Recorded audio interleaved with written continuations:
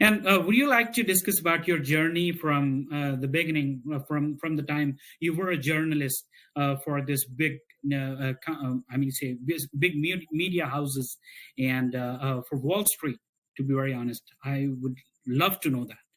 Well, I worked at I had a long journalism career. I worked for a lot of different companies, including Dow Jones, and one of my jobs was I worked on what was called the rewrite desk, where we took some of the world's biggest breaking financial and business news stories and quickly turned them around into stories in 20 minutes.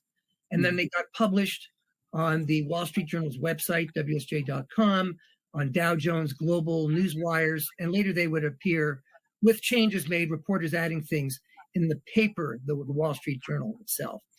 And what was most interesting about that is that you had to be very, very fast. This was not the kind of thing where you could sit at your seat and spend a whole lot of time thinking about what you're going to do. It was bang, bang, bang, bang, bang, bang, bang, because that was the kind of place where success was measured in seconds.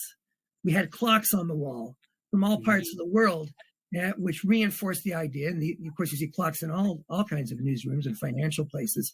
But the point was that when you're dealing with the financial markets, the slightest little bit of significant news could cause a major change in the performance of a stock or securities or whatever people were invested in.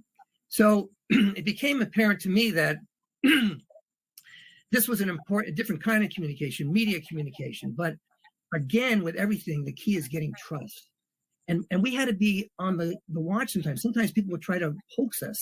They would try to send us phony stories for one reason or another, either to be mischievous or to maybe try to goose the performance of a stock or something like that.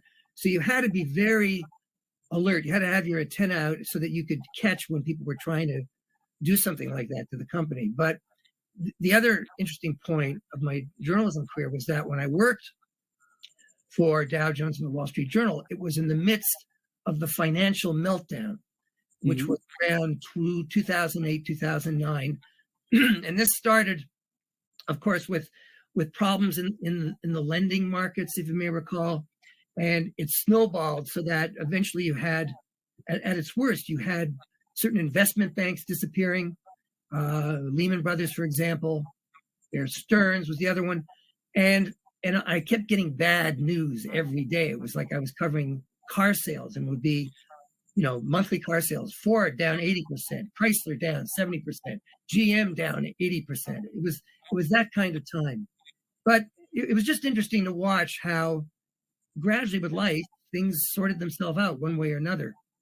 And so in a way, journalism is not just a news job, it's a life job.